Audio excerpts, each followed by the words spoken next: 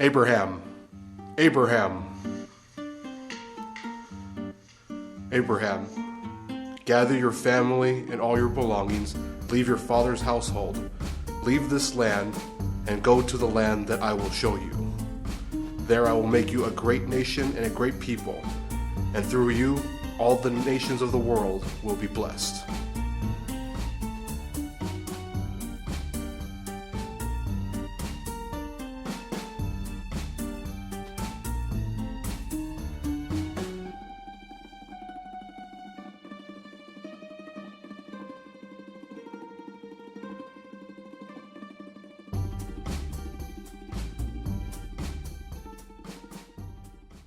Abraham would eventually make it to the land that God showed him, which is today modern Israel.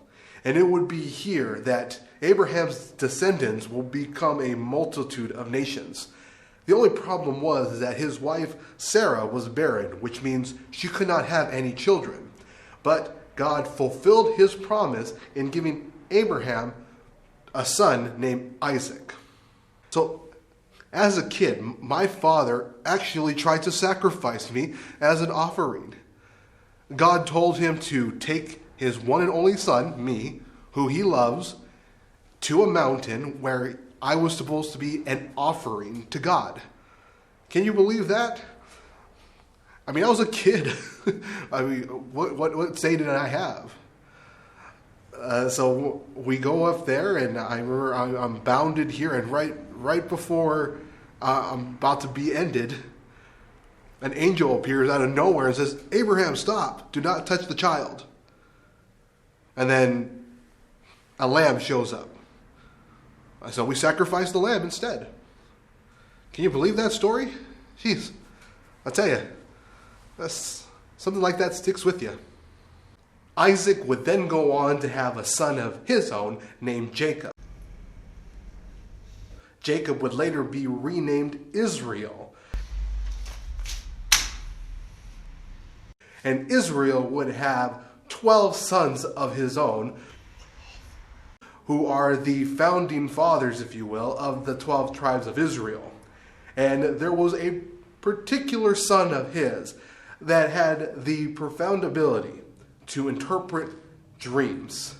And this son became the favored child out of all of them. And all of his brothers became incredibly jealous, eventually selling this child, named Joseph, off into slavery.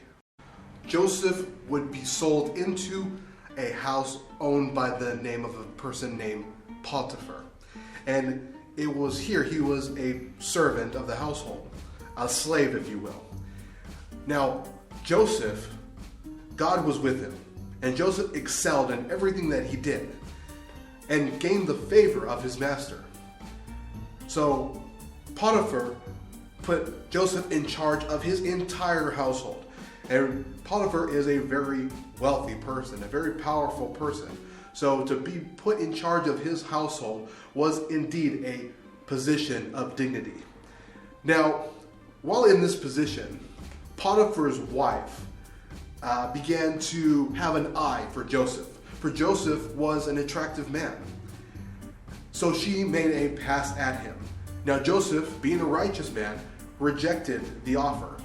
However, she was persistent, and when he would not give in, he framed Joseph and claimed that Joseph raped her. This enraged his master, and he was thrown into prison. Now, even while in prison, Joseph excelled in everything that he did, and eventually became head of all the prisoners and was in charge of the entire prison underneath, obviously, the officials. And it was around this time that the ruler of Egypt, Pharaoh, had a dream that bothered him to no end. And none of the wise men or magicians in Egypt at the time could interpret this dream. However, rumor came to Pharaoh that there was a man in prison named Joseph who has interpreted dreams in the past. So Joseph was brought before Pharaoh and was able to interpret Pharaoh's dream. In that dream, he said that there will be 7 years of plenty in regards to their crops, And then following that would be 7 years of famine. And that Egypt needs to prepare during the time of abundance in order to prepare for the time of famine. Pharaoh, so grateful for what he has just heard, put Joseph second in command of all of Egypt and the one in charge of this rationing program. When the famine hit, all of Egypt and the surrounding nations were saved because of Joseph. And Joseph was reunited with his brothers and eventually brought his entire family out of the land of Canaan, where the famine was wreaking havoc, into Egypt. They were given the best of land, and they flourished while they were in Egypt. And they continued to grow and became a massive part of the population, which sets the stage for the next book of the Bible, the book of Exodus.